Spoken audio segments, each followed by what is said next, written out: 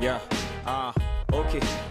ni story time reka twicare tuzibare apani zandabaga ngunda cyangwa bakame Mumbi yarine sana aririmbira itorero acyambara amarumbi ya utanabona ibibero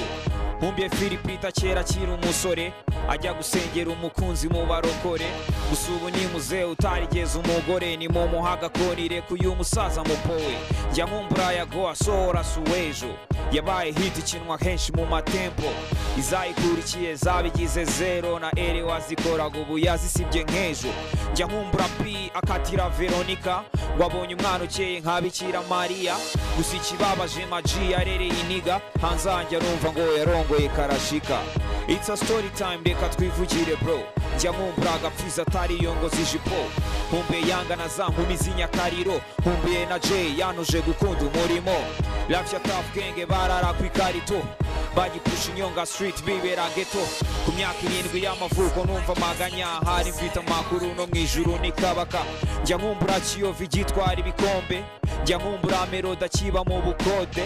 social media zitaravubura inote tukibyiniza impara muzika ikirana loge ni story time reka ngaruke tubasebye tuvuge byose reka umuceri tuwumene Mumbuye Safi na Judite mu rukundo Mumbuye karahanyuze apani y'imisundo Mumbuye kera pasteur atarya ibyana atiyoberanya atajya apfa gukora icyaha agifite agakiza gikorera Imana gusa aho bigeze nta muryango adakomanga abapadiri nibo bari gupusha ganja yanakuritura kabona ifaranga